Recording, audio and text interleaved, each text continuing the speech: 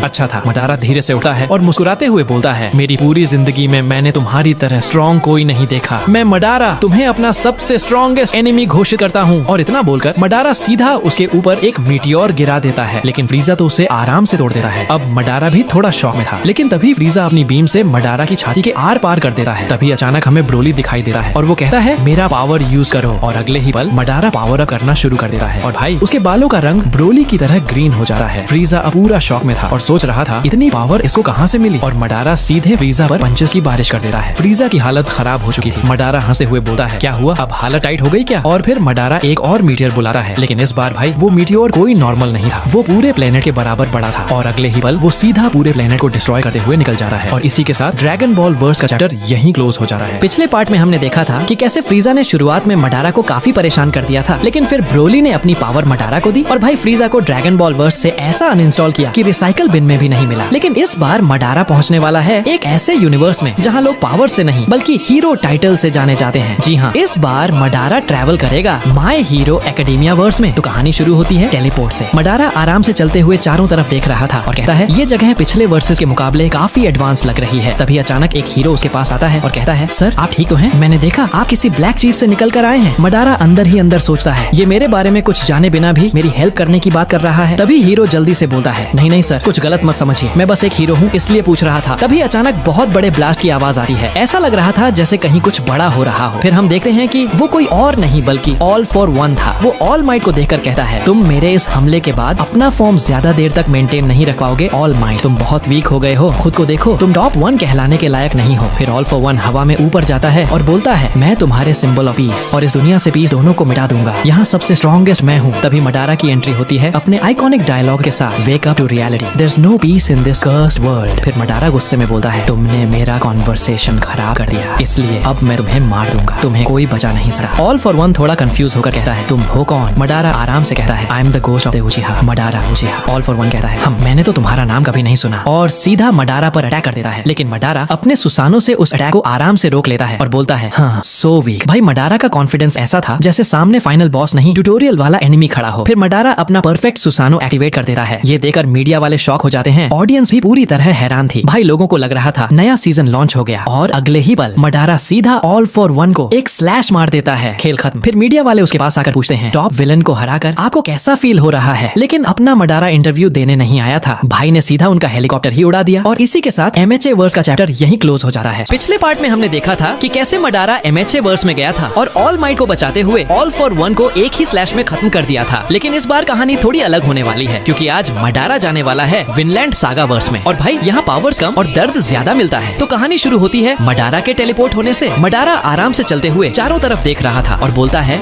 मैं कहाँ आ गया? देखकर तो लगता है बहुत पुराने समय में आ गया हूँ। तभी मडारा देखता है कि वहाँ बहुत सारे सैनिक खड़े थे। तभी एक सैनिक चिल्लाता है जल्दी मारो उसे और फिर एक सैनिक थॉरफिन को जोरदार पंच मार देता है जिससे वो नीचे गिर जाता है। सारे लोग खुशी से चिल्ला रहे थे लेकिन मडारा धीरे धीरे आगे बढ़कर देखने लगता है कि आखिर हो क्या रहा है। मडारा बोलता है क्या चल रहा है यहाँ? और वो देखता है कि सैनिक थॉरफिन को बहुत बुरी तरह मार रहे थे। कोई पंचेस गिन रहा था 32, 33, 34। मडारा गुस्से में बोलता है कैसे लोग हैं ये, जहाँ भी जाता हूँ सब एनिमल्स की तरह बस लड़ते रहते हैं। तभी थॉरफिन का दोस्त बोलता है तुम थॉरफिन के बारे में कुछ नहीं जानते इसलिए ऐसा मत बोलो। उसका सपना बस एक ऐसी दुनिया बनाना है जहाँ कोई वॉर और हेट्रेड ना हो, सिर्फ पीस हो। ये सुनकर मडारा थोड़ा शॉक्ड हो जाता है। थॉरफिन का दोस्त आगे बोलता है वो 100 से ज्यादा पंचेस खा चुका है सिर्फ इसलिए ताकि किंग से बात करके ये वॉर रोक सके। थॉरफिन लगातार पंचेस खा रहा था लेकिन फिर भी कुछ नहीं कर रहा था क्योंकि वो सिर्फ शांति चाहता था। मडारा धीरे से बोलता है ये बिल्कुल मेरी तरह है, ये भी मेरी तरह एक ऐसा वर्ल्ड बनाना चाहता है जहाँ सिर्फ पीस हो। तभी एक सैनिक थॉरफिन को फिर पंच मारने जा रहा है लेकिन इस बार मडारा उसके सामने आ जा रहा है और वो पंच सीधा मडारा के पेट पर लगा है। लेकिन भाई मडारा को तो जरा सा भी फर्क नहीं पड़ा। सारे लोग शॉक में थे। फिर मडारा धीरे से बोलता है wake up to reality, there is no peace in this cursed world. तभी वो सैनिक फिर मडारा को मारने जाता है लेकिन मडारा उसे एक किक में उड़ा देता है और फिर यूज करता है वुड स्टाइल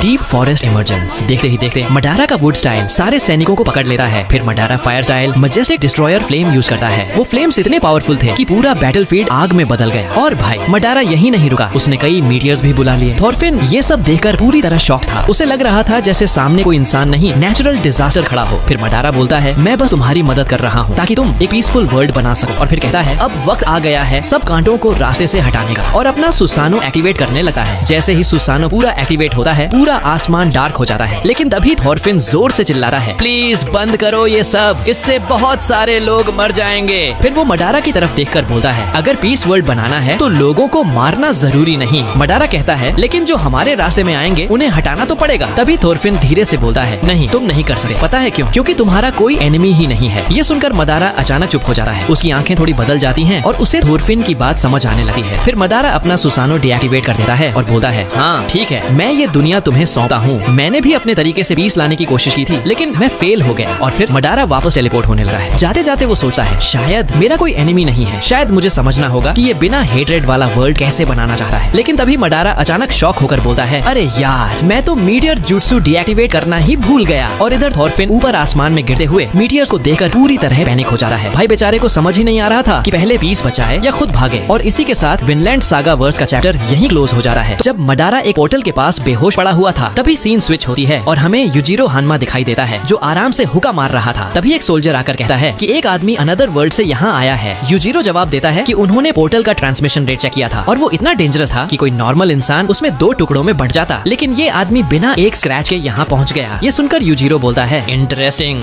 फिर सीन मडारा की तरफ जाती है जो एक बड़े चेम्बर के अंदर बेहोश पड़ा था। कुछ देर बाद उसकी आंख खुलती है और वो कहता है लगता है बार बार डायमेंशंस के बीच ट्रैवल करते करते मैं थक गया था और यहीं बेहोश हो गया। फिर वो चारों तरफ देखकर बोलता है क्या बोरिंग जगह है, क्या इन्हें लगता है कि मुझे इस चेम्बर में बंद करके रोक सकते हैं? कितनी कमजोर सोच है। और फैसला करता है कि जब तक उसका चाकरा रिकवर नहीं हो जाता तब तक यहीं रुकेगा। तभी यूजिरो वहाँ पहुँचता है और कहता है वेलकम टू माई वर्ल्ड। मडारा उसकी तरफ देखता है और यूजिरो भी उसे घूर रहा था। फिर यूजिरो चेम्बर के पास आकर उसे तोड़ देता है और कहता है मैं इस दुनिया का सबसे ताकतवर आदमी हूँ, मेरे लेवल का यहाँ कोई नहीं है। जब सुना कि कोई दूसरे वर्ल्ड से आया है तो देखने चला आया कि कोई मॉन्स्टर आया है या कोई नाला। फिर वो मडारा को ऊपर से नीचे तक देखकर हंसने लगता है और कहता है लेकिन तू तो पूरा नाला लगा है, खुद को देख कितना कमजोर है। क्या तुम लिफ्ट भी करते हो? तुम्हारा बैग है भी या नहीं? और क्या तुमने पूरी जिंदगी लेग डे स्किप किया है? इतना बोलकर यूजिरो पागलों की तरह हंसने लगता है। इधर मडारा का दिमाग धीरे धीरे खराब हो रहा था, लेकिन यूजिरो को अंदाजा भी नहीं था कि वो गलत आदमी को रोस्ट कर रहा है। तभी अचानक मडारा खुद हंसने लगता है और अगले ही पल एक जोरदार पंच यूजिरो के चेहरे पर मार देता है। यूजिरो सीधा हवा में उड़ जाता है और उसकी नाक की छुट्टी हो जाती है। मडारा आराम से कहता है ये था तुम्हारा डिफेंस। यूजिरो अभी संभल भी नहीं पाया था कि मडारा उसके पास पहुंचकर एक हेलीकॉप्टर किक मार देता है और वो फिर से उड़ जाता है। मडारा कहता है कहाँ था ना बेटा, गलत आदमी से पंगा ले लिया। यूजिरो जमीन पर गिरते हुए सोच रहा था कि इतनी छोटी बॉडी में इतनी ताकत कैसे हो सकती है। फिर मडारा उसके पास जाकर उसकी पीठ पर पैर रख देता है और कहता है क्या हुआ, तुमने भी लेग डे मिस कर दिया था क्या? और फिर हल्की मुस्कान के साथ अपने सुसानों की झलक दिखाने लगा है और यहीं पर ये चैप्टर क्लोज हो जाता है। जब मडारा एक सुनसान इलाके में टेलीपोर्ट होता है, वो चारों तरफ देख ही रहा था कि तभी कोई आवाज आती है मैं तुम्हारा ही इंतजार कर रहा था। मडारा उसकी तरफ देखता है और सामने सुकुना खड़ा था, वही सुकुना जो पहले वाले थप्पड़ का बदला लेने के लिए कब से मौका ढूंढ रहा था। मडारा मुस्कुराकर कहता है ओह तो तुम हो क्या, तुमने 20 फिंगर्स खा ली? और काकाशी कहाँ है? सुकुना जवाब देता है गोजो सील हो चुका है और अब मैं पहली बार की बेइज्जती का बदला लूंगा मडारा उचिहा। मडारा पूछता है तो क्या अब तुम फुल पावर में हो? सुकुना कहता है इतना तो हूँ कि इस बार तुम्हें हरा सकूं। और इतना कहते ही सुकुना सीधा मडारा पर टूट पड़ता है, लेकिन मडारा उसका हाथ पकड़कर उसे दूर फेंक देता है। सुकुना फिर से उठता है और दोनों के बीच भयंकर लड़ाई शुरू हो जाती है। कभी मडारा भारी पड़ रहा था तो कभी सुकुना, दोनों एक दूसरे को बराबरी की टक्कर दे रहे थे। तभी सुकुना मडारा पर एक स्लैश मार देता है और वो लग भी जाता है। फिर सुकुना लगातार स्लैश की बारिश कर देता है, चारों तरफ धुआं ही धुआं हो जाता है। सुकुना को लग रहा था कि लड़ाई खत्म हो गई, लेकिन तभी धुएं के अंदर से मडारा की आवाज आती है हाँ तुमने अच्छा डांस किया, देखकर मजा आया, लेकिन तुम्हारे स्टेप्स बहुत वीक थे। सुकुना शॉक हो जाता है और कहता है क्या ये हील हो गया? क्या ये रिवर्स कर्स टेक्निक है? मडारा हंसकर कहता है ये पावर मैंने अपने एक राइवल से ली थी, यूजफुल है ना? सुकुना बस सिर पकड़ लेता है और कहता है ये बंदा भी ना। और फिर दोनों के बीच एक और बड़ी जंग शुरू हो जाती है। चारों तरफ सिर्फ तबाही ही तबाही हो रही थी। मडारा सुकुना को फेस पर एक किक मारता है, फिर एक पंच और सुकुना दूर जाकर गिर जाता है, लेकिन ऊपर से वापस आकर मडारा के चेहरे पर एक और किक जड़ देता है। सुकुना भी पीछे हटने वालों में से नहीं था, वो मडारा पर स्लैशेस की बारिश कर देता है। तभी Madara wood style deep forest emergence use करता है, लेकिन सुकुना उन सारे पेड़ों को एक ही स्लैश में काट देता है। मडारा बार बार वुड स्टाइल यूज कर रहा था और सुकुना बार बार काट रहा था। भाई ऐसा लग रहा था जैसे दोनों लड़ नहीं रहे, वुड कटिंग कंपटीशन में हिस्सा ले रहे हों। फिर मडारा सुकुना को एक और किक मार देता है और वो बहुत दूर उड़ जाता है, लेकिन मडारा रुका नहीं और fire style majestic destroyer flame use कर देता है। सुकुना भी एरो फ्लेम से उसे रोक देता है। दोनों की आग टकराकर पूरा मैदान जला देती है। तभी सुकुना कहता है मेरे 1000 साल के जीवन में मैंने आज तक तुम्हारे जैसा ताकतवर इंसान नहीं देखा। तभी मडारा आग के बीच से निकलता है, लेकिन सुकुना उसकी आंख पर एक स्लैश मार देता है। फिर भी मडारा ऐसे खड़ा था जैसे कुछ हुआ ही ना हो। सुकुना कहता है हाँ मैंने बहुत मजे कर लिए और तुरंत अपना डोमेन एक्सपेंशन मैलेवोलेंट श्राइन एक्टिवेट कर देता है। मडारा थोड़ा शॉक्ड हो जाता है। सुकुना हंसते हुए कहता है 200 मीटर रेडियस में जो भी है सब डस्ट बन जाएगा, सब मिट्टी में मिल जाएगा। और फिर वो स्लैशेस की बारिश शुरू कर देता है। मडारा का शरीर धीरे धीरे कटा हुआ दिखाई देता है। सुकुना को पूरा यकीन हो चुका था कि वो जीत गया, लेकिन तभी पीछे से आवाज आती है wake up to reality, there is no peace in this cursed world. Sukuna पलटकर देखता है और मडारा अपना मंगेक्यू शरिंगन एक्टिवेट कर चुका था। सुकुना पूरी तरह शॉक में चला जाता है। मडारा धीरे धीरे उसकी तरफ चलते हुए कहता है हाँ तुम्हारा अटैक पावरफुल था, अगर मेरी जगह कोई और होता तो शायद खत्म हो जाता, लेकिन मुझे कुछ नहीं हुआ क्योंकि मैं मडारा उचिहा हूँ। सुकुना हैरान होकर कहता है ये कैसे हुआ, मैंने तो तुम्हें पहले ही पीसेस में काट दिया था। मडारा हंसकर कहता है मुझे काटना अच्छा मजाक था, चल अब मैं दिखाता हूँ कि असली कटिंग कैसी होती है। और अगले ही पल मडारा अपना सुसानो एक्टिवेट कर देता है। सुकुना की तो पहले से ही हालत खराब थी। फिर मडारा सुसानो से एक भयानक स्लैश मारता है। सुकुना किसी तरह खड़ा तो रहता है, लेकिन साफ दिख रहा था कि अब ज्यादा देर नहीं टिकेगा। तभी मडारा सुसानो डीएक्टिवेट करता है और उसकी नजर एक क्यूब जैसी चीज पर पड़ती है। मडारा उसे देखकर कहता है काकाशी तो उन्होंने तुम्हें इसमें सील करके रखा है। और फिर मंगेक्यू शेरिंगन यूज करके उसे तोड़ देता है, लेकिन उसके अंदर से काकाशी नहीं बल्कि गोजो निकलता है। सुकुना शॉक होकर कहता है तुम सील से बाहर आ गए? गोजो इधर उधर देखकर पूछता है, तुम्हारा ये हाल किसने किया? लेकिन मदारा जवाब देने के बजाय फिर से सुसानो एक्टिवेट कर देता है और एक और स्लैश मार देता है और इसी के साथ जुजुत्सु काइसेन वर्स का चैप्टर ऑफिशियली क्लोज हो जाता है। मदारा चलते चलते खुद से कहता है, मैंने हर तरीका आजमा लिया लेकिन अब सब क्लियर हो चुका है। ह्यूमंस कभी भी ट्रू पीस हासिल नहीं कर सकते। तभी उसकी नजर पड़ती है 7 ड्रैगन बॉल्स पर। मदारा कुछ देर उन्हें देखता है और फिर कहता है, अब मुझे सब कुछ बदलना होगा। अगर लोगों को शांति चाहिए तो वो सिर्फ इन्फिनिट त्सुकुयोमी के अंदर ही मिलेगी। मैं सभी यूनिवर्सेस में पीस लाऊंगा, एक सेवियर बनकर। इतना कहकर मदारा अपना हाथ आसमान की तरफ उठाता है और कहता है, ड्रैगन ऑफ द गॉड्स, जल्दी आओ, मैं तुम्हें बुलाता हूँ। तभी 7 ड्रैगन बॉल्स चमकने लगती हैं। चारों तरफ इतनी तेज रोशनी फैल जाती है कि पूरा आसमान लाल और सुनहरे रंग में बदल जाता है और फिर उनके सामने प्रकट होता है ड्रैगन गॉड। मदारा उसकी तरफ देखकर कहता है, मुझे इतना पावरफुल बना दो कि मैं इन्फिनिट त्सुकुयोमी एक्टिवेट करने लायक हो जाऊं। ड्रैगन गॉड कुछ पल तक मदारा को देखता रहता है और फिर उसकी विश पूरी होने लगती है। अचानक चारों तरफ रेड और ब्लैक ऑरा फैलने लगती है, जमीन कांपने लगती है, आसमान फटने लगता है और तभी मदारा के माथे के बीचों बीच रिने शेरिंगन एक्टिवेट होने लगता है। उसकी आंखों में अजीब सी चमक थी और उसके चारों तरफ इतना डार्क ऑरा था कि हवा तक भारी लग रही थी। मदारा अपनी नई शक्ति को महसूस करके कहता है, लगता है मेरा सपना अब सच होने वाला है। और भाई साहब, मदारा का नया फॉर्म तो ऐसा लग रहा था जैसे फाइनल बॉस का भी फाइनल बॉस आ गया हो। मदारा अपनी हथेली आसमान की तरफ करके कहता है, shine upon the world infinite Tsukuyomi. और अगले ही पल पूरी रियलिटी बदलने लगती है। सीन स्विच होती है ड्रैगन बॉल यूनिवर्स में। गोकू और वेजिटा साथ खड़े थे। गोकू ऊपर चांद को देखकर कहता है, वेजिटा यहाँ क्या हो रहा है? दोनों को लग रहा था कि कुछ बहुत गलत होने वाला है। तभी उनकी आंखें धीरे धीरे मदारा जैसी रिनेगन में बदलने लगती हैं। अगले ही पल विशाल पेड़ों की जड़ें जमीन से निकलती हैं और दोनों को पकड़ कर ले जाती हैं। सीन स्विच होती है नारुतो वर्स में। नारुतो भी चांद की तरफ देख रहा था लेकिन तभी ऊपर से सस्के अपने सुसानु के साथ आता है और चिल्लाता है, नारुतो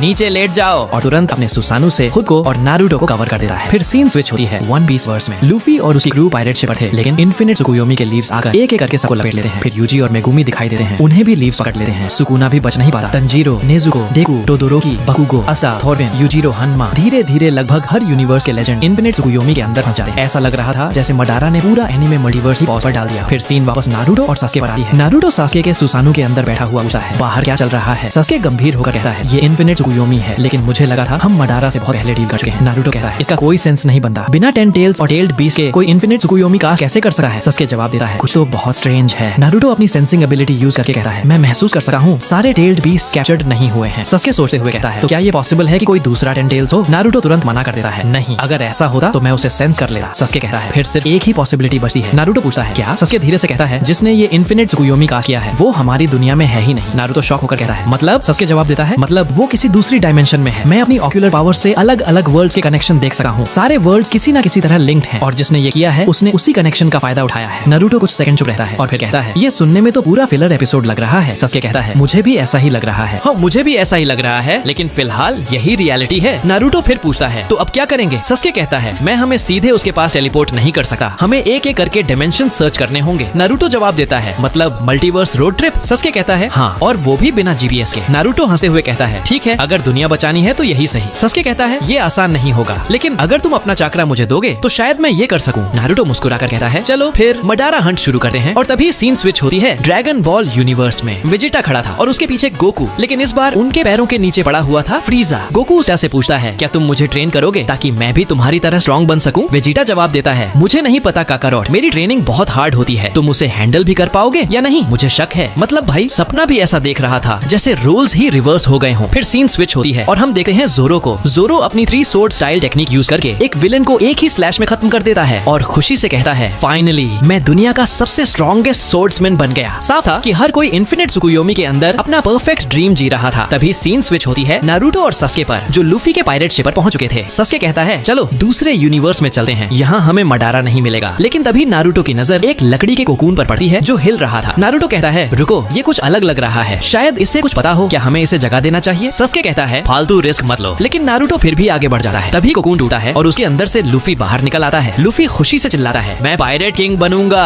फिर नारुतो और सास्के को देखकर पूछता है, तुम लोग कौन हो और मेरे शिप पर क्या कर रहे हो और मेरे फ्रेंड्स फल की तरह पेड़ों पर क्यों लटक रहे हैं? नारुतो कहता है, अरे बेवकूफ, हमने ये सब नहीं किया, उल्टा हमने तुम्हें बचाया है। सास्के तो दोनों को देखकर सिर पकड़ लेता है। फिर नारुतो और सास्के उसे पूरी सिचुएशन समझाते हैं। सब सुनने के बाद लूफी कहता है, ठीक है, पहले मेरे दोस्तों को फ्री करते हैं फिर चलते हैं। लेकिन सास्के तुरंत बोलता है, इडियट, मैंने अभी बताया ना, मैं सिर्फ कुछ लोगों को टेलीपोर्ट कर सकता हूँ, तुम्हारे सारे दोस्तों को साथ नहीं ले जा सकता, अभी के लिए उन्हें यहीं रहना होगा। लूफी थोड़ा उदास होकर कहता है, ठीक है, तो कम से कम जोरो को साथ ले चलते हैं। और फिर चारों एक नई डायमेंशन में टेलीपोर्ट हो जाते हैं। वहाँ पहुँचते ही जोरो कहता है, ये सब बहुत बोरिंग है, हम सब अलग अलग होकर उसे ढूंढते हैं जिसने ये सब किया है। तभी सास्के नारुतो से पूछता है, क्या तुम्हें कुछ सेंस हो रहा है? नारुतो अचानक शॉक होकर कहता है, हाँ हाँ, मैं एक बहुत ही पावरफुल एनर्जी महसूस कर रहा हूँ। जोरो तुरंत अपनी तलवार निकाल कर कहता है, तो क्या मैं उसे फ्री कर दूं? सस्के कहता है, रुको पहले सोच तो लें। लेकिन नारुतो और लूफी कहाँ सुनने वाले थे। दोनों पहले ही उस कोकून को तोड़ने पहुंच जाते हैं। लूफी उत्साहित होकर पूछता है, क्या वो सच में बहुत स्ट्रॉन्ग है? नारुतो जवाब देता है, हाँ बहुत ज्यादा, वो हमारी काफी मदद कर सकता है। तभी कोकून टूटता है और उसके अंदर से निकलता है लेजेंड गोकू।